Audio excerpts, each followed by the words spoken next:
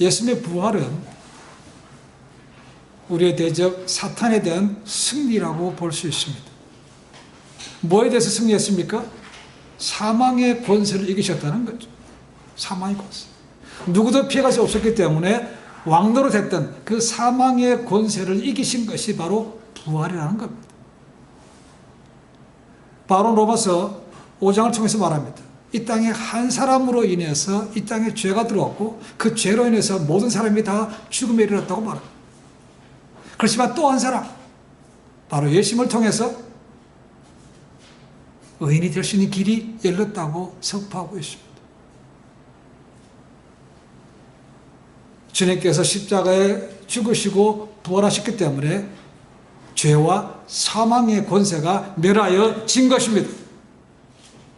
그렇다고 해서 우리 마음속에 있는 모든 죄가 다 없어진 것은 아닙니다. 죄의 권세에서 해방됐지만 여전히 우리 마음속에 죄의 뿌리는 남아 있습니다. 이것 때문에 육체를 입고 있는 동안에 계속해서 갈등하게 되고 시험에 빠지기도 하고 지기도 합니다. 그렇죠? 이것이 흔히 말하는 우리가 얘기하는 영적 전쟁이라는 것이죠. 이 영적 전쟁은 제가 주납하는 그날까지 아니면 이 육신의 장막을 벗는 그날까지는 계속해서 갈등하고 싸워서 나갈 문제입니다. 아직까지 마귀는 공주의 권세를 잡고 사람들이 예수 그리스도를 믿지 못하게 방해합니다. 심지어 믿음의 사람들조차도 넘어뜨려서 그 믿음을 떠나도록 만듭니다. 여러분, 우리 예수님도 시험했던 마귀인데 우리 그냥 내버려 두겠습니까? 그렇지 않습니다. 내버려 둔다는 것은 뭡니까? 우리가 죄 가운데 지내고된다면 그냥 내버려 두는 것입니다. 잘하고 있으니까. 그러나 그렇지 않고 믿음의 길로 간다면 결코 그냥 내버려 두지 않습니다. 이 싸움에서 우리가 계속 이길 수 있도록 우리가 힘써야 되는 것이죠. 예수님께서 이 땅에 오심을 통해서 하나의 나라가 시작되었습니다.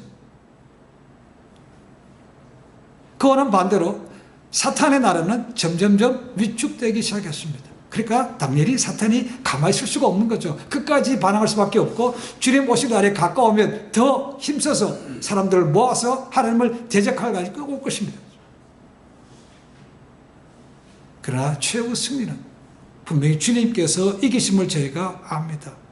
그러면 언제 마귀가 완전히 망합니까?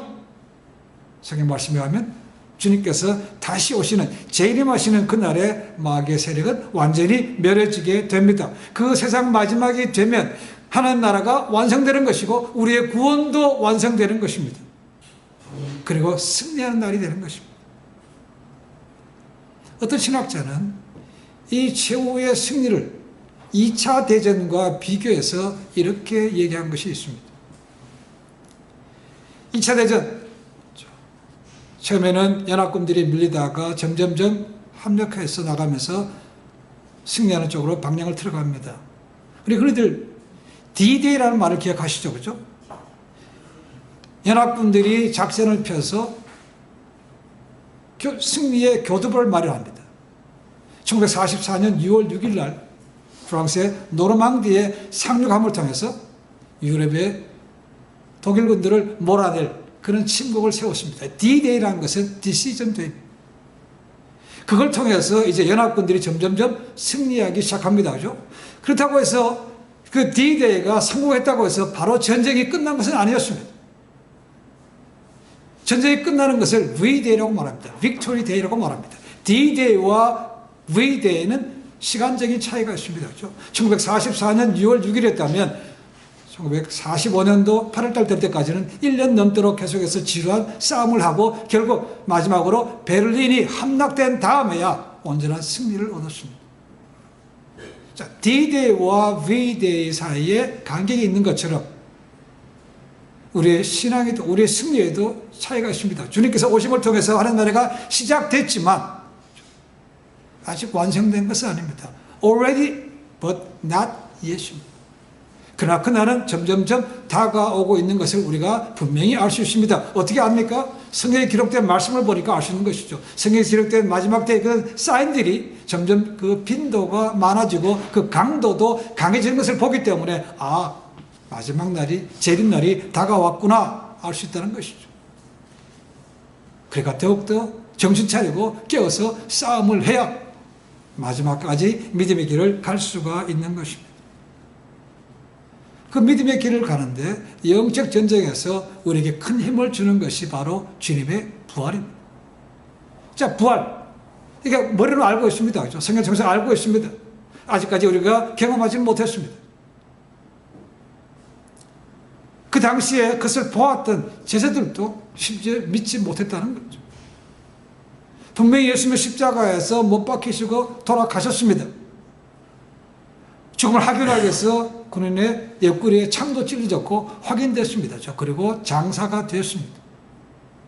그런데 사흘째 다시 살아나셨습니다. 부활의 첫 목격자가 누구였습니까? 막달라 마리아였습니다. 제자들은 죽음 예수님의 부활에 대해서 꿈도 꾸지 못합니다. 그렇지만 이 막달라 마리아는 예수님의 시신을 더욱더 잘 보관하기 위해서, 향유를 바르기 위해서 무덤으로 갔다가 부활하신 주님을 만났습니다. 다른 제자들은 시래에 빠져서 지냈지만 이 여인은 예수님이 그의 삶의 전부였기 때문에 그냥 지나갈 수가 없었습니다. 그래서 향유를 준비해서 그 이른 새벽에 갔다가 부활하신 주님을 만났습니다. 그러나 처음부터 금방 알아본 것은 아니었습니다. 예수님께서 그녀에게 말했습니다. 내 발 그냥 붙들고만 있지 말고 가서 제자들에게 내가 다시 살아났음을 네가 가서 전하라고 그랬습니다. 그래서 막달라 마리아는 제자들에게 뛰어가서 주님께서 살아나셨다, 내가 주를 보았다, 주께서 이렇게 말씀하셨다고 외쳤습니다.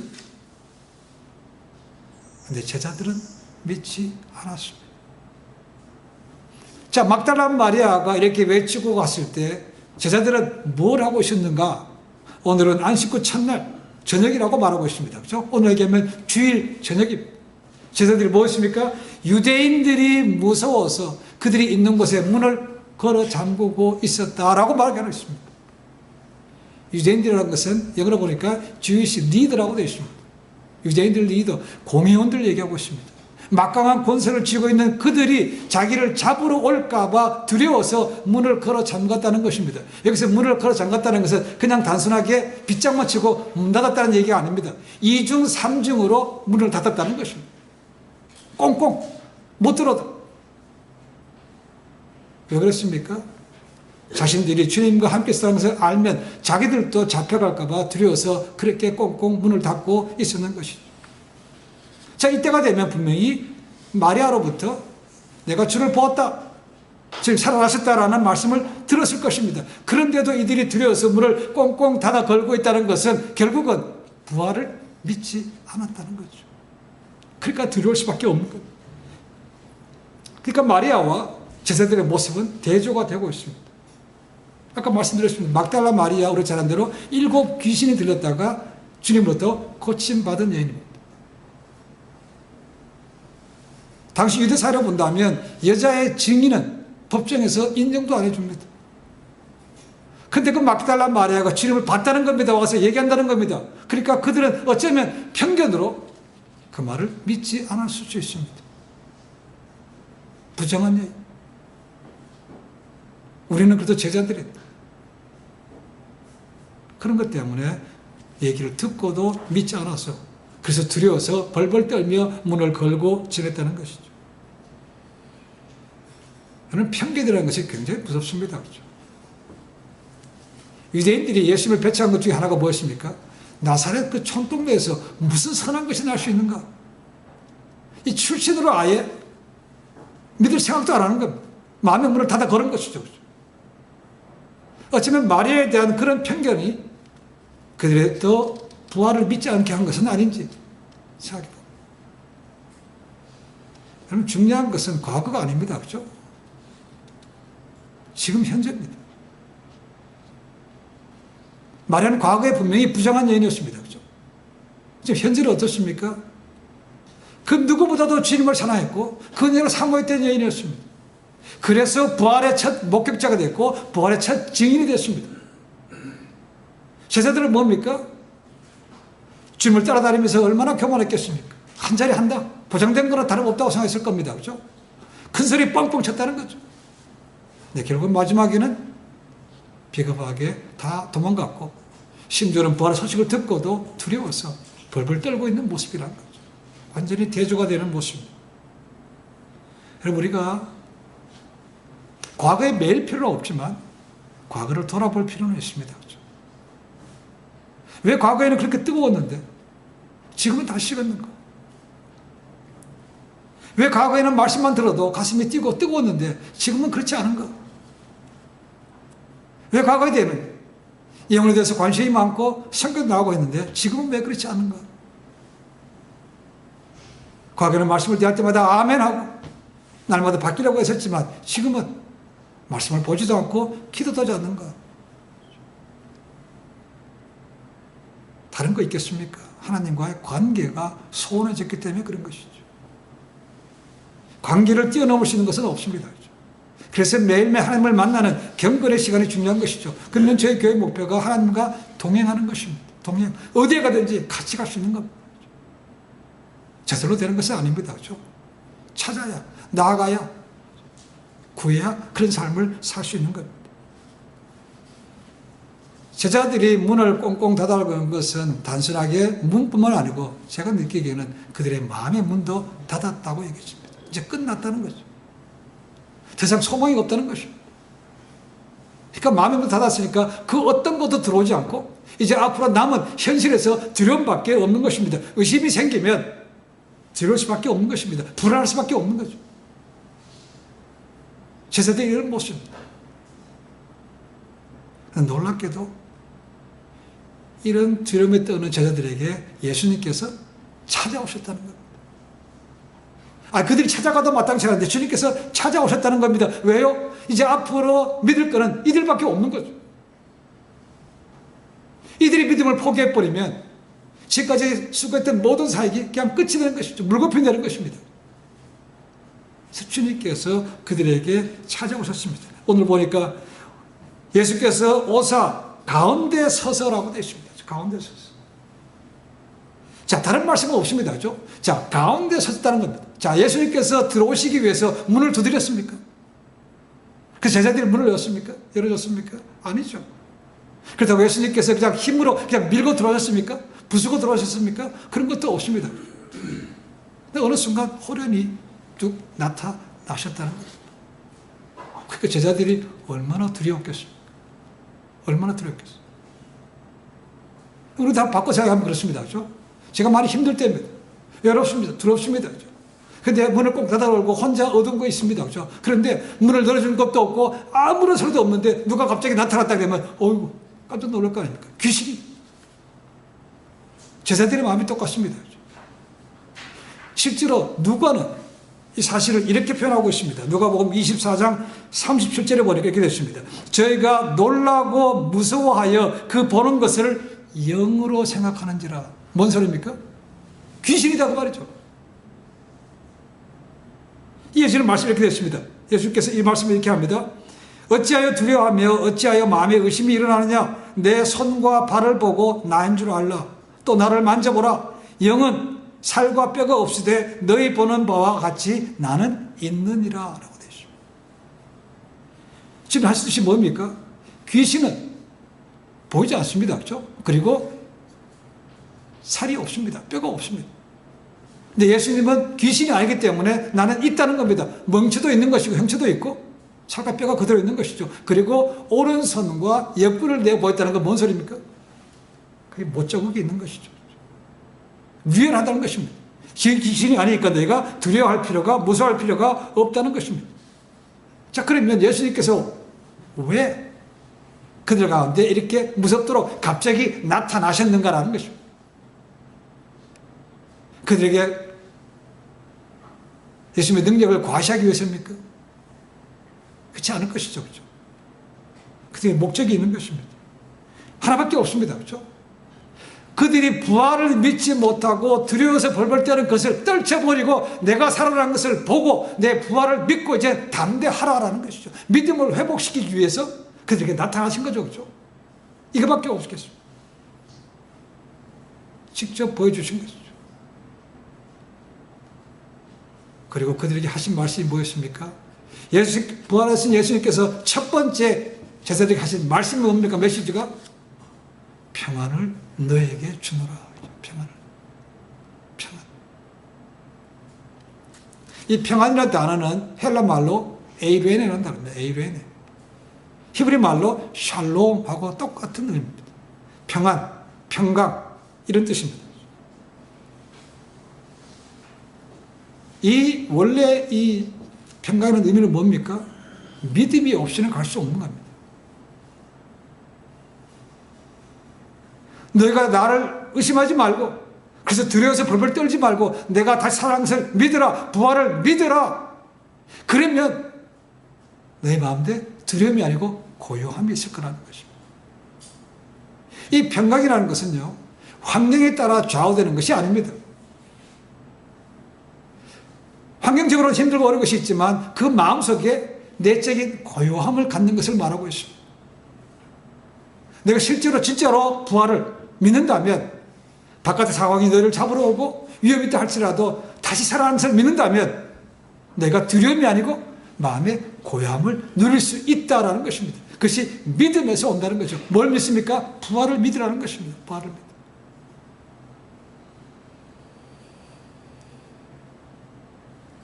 샬롬. 인사하면서 자기 손과 옆구리를 보내주는 사람은 없을 겁니다. 그죠? 그게 무슨 상관이 있습니까? 그죠? 그냥 유대인들이 그냥 쉽게 하는 얘기입니다. 밤새 안녕히 주무셨습니까? 이 말입니다. 그죠? 그거 하면서 손하고 옆구리 보여줄 사람이 있겠습니까? 없죠.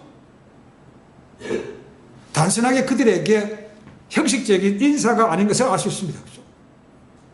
이 말씀을 하심을 통해서 그들에게 부활에 대한 확신을 주고 정말로 세상이 줄 수 없는 평안을 누리라고 하신 거죠. 한 번으로 끝난 것이 아닙니다. 그죠? 21절 보니까 또 나옵니다. 너에게 평안을 주느라고 하십니다.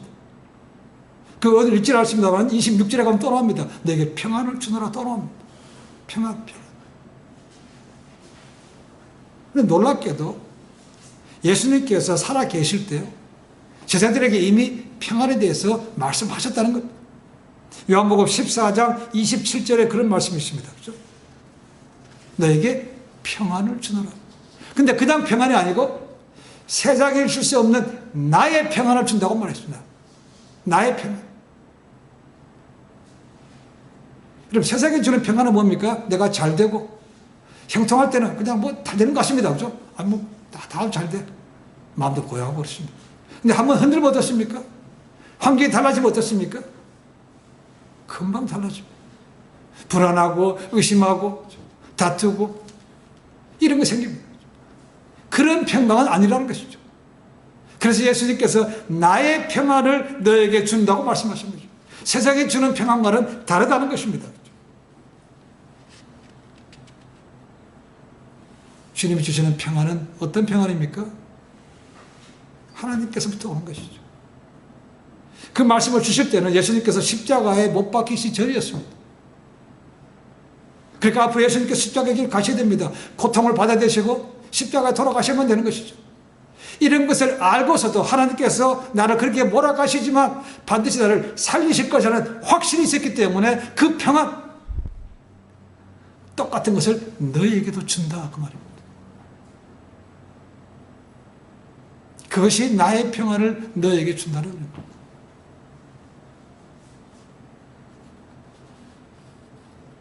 예수님께서 하나님을 절대적으로 믿으셨기 때문에 육체적으로 받는 고통을 아심에도 불구하고 그 길을 고요함 가운데 가셨다는 겁니다. 절대적인 믿음에서 오는 것이죠. 내가 아버지 하나님을 절대로 믿는 것처럼 너희도 나의 부활을 믿고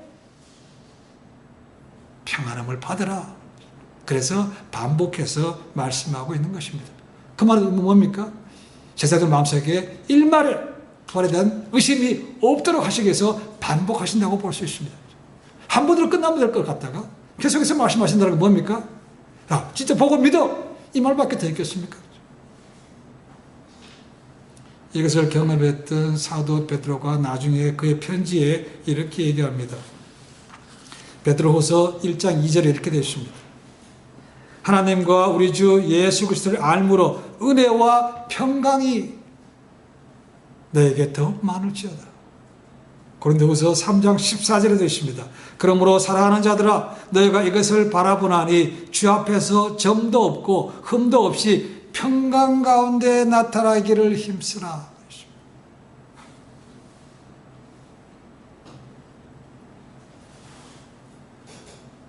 사도 바울도 마찬가지입니다. 바울이 개척했던 교회 가운데 가장 문제가 많았던 교회가 고린도 교회입니다.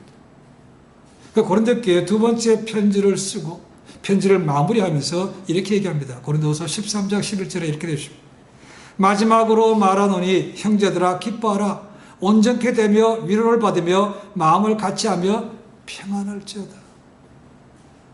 또 사랑과 평강의 하나님이 너희와 함께 계시리라. 거룩하게 입맞춤으로 서로 무난하라 되십니다.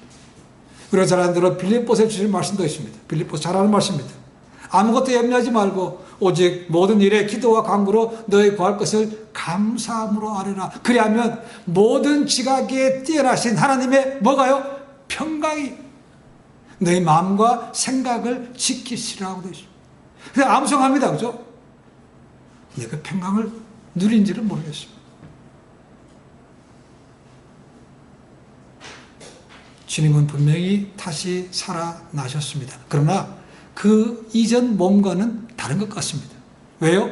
이제 주님께서 부활하신 것은 아직도 손에 못자국과 창자국과 발에도 자국이 남아있지만 이제는 시간과 공간을 초월하는 분이라는 거죠.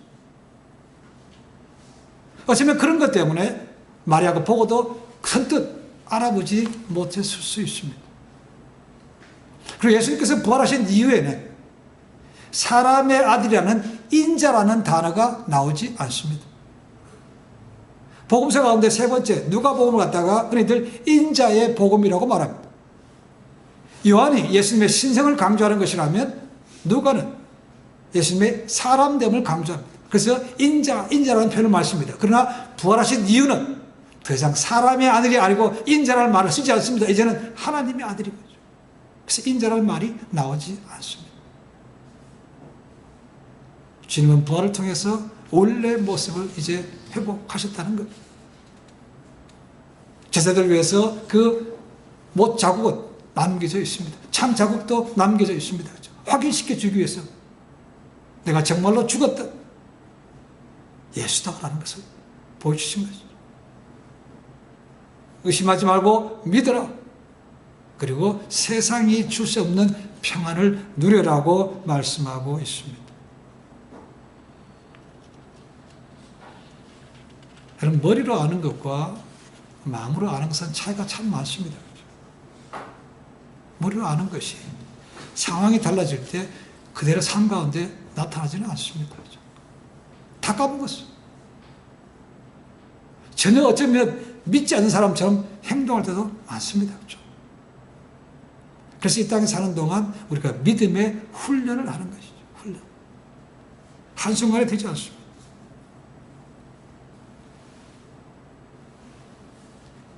여행을 하다 보면 모텔에 잡니다. 그죠? 인에 잘 수도 있고 모텔에 갈 수도 있고 호텔에 갈 수도 있습니다. 근데 가면 프론트 데스크 가면 귀중품을 반드시 맡기라고 했습니다. 그리고 각 방에 가면 세이프티 박스가 있습니다. 그렇죠? 더 중요한 것이라면 여기 넣어놓으라 할 것이죠. 그래도 의심스러우면 프론트에 맡기면 가장 좋다는 겁니다. 그걸 안 맡기니까 불안한 거죠. 그죠? 문을 꽁꽁 걸읍니다. 잠도 잘 못 자는 사람도 있습니다. 그죠? 맡기면 되는데. 저는 이렇게 얘기합니다. 우리가 하나님께 맡긴 만큼 우리는 평안함을 얻을 수 있다는 거예요. 조금밖에 못 맡기면 여전히 불안한 게 더 많은 것이고 내 인생을 송두리째 맡기면 정말로 편안한 겁니다. 내 오직 여전히 그분께 온전히 맡기지 못하는 것이죠. 예수님을 주여라고 부릅니다. 그렇죠? 100%다 주권을 내드린 것이 아닙니다. 내가 쥐고 있는 것이 있죠. 그죠? 요것만큼은 안 됩니다. 명의 이전이 완전히 안 된 겁니다. 그죠? 그러니까 불안한 거죠. 잃어버릴 거에 두렵고, 뺏길 거에 두렵고, 놓칠 거에 두렵고. 그러나 더 큰 것을 놓칠 수 있다는 것을 분명히 알아야 되는데 기억이 나지 않습니다. 주님께서 반복해서 너에게 평안을 주노라. 어쩌면 저에게도 동일하게 주시는 말씀인지 모릅니다.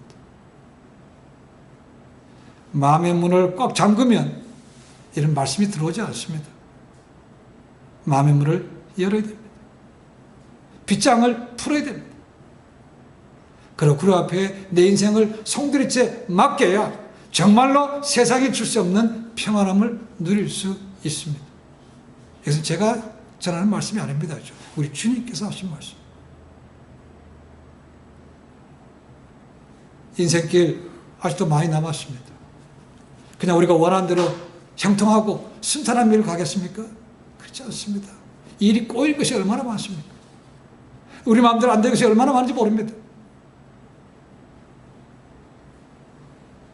업스 앤 다운스가 있고 하찮은 것에서 넘어질 때가 있고 실패하기도 하고 유혹에 넘어가기도 합니다. 그렇지만 하나님은 우리를 놓지 않으십니다.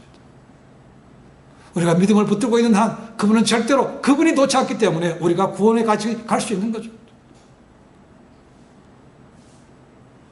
기왕 믿음창을 시작한 거 인생을 정말 100% 맡기고 그분이 주시는 평안함을 누리며 살면 좋지 않겠습니까? 지금도 어쩌면 그분은 우리의 마음을 문을 두드리는지 모르겠습니다. 너 빗장 풀어라. 그 음성을 들으시고 문을 여시고 하나님께 모든 걸 맡김을 통해서 세상이 줄 수 없는 평안함을 누리며 또 평안함을 어디든지 전할 수 있는 그런 삶이 되시기를 축원해 드립니다. 기도하겠습니다.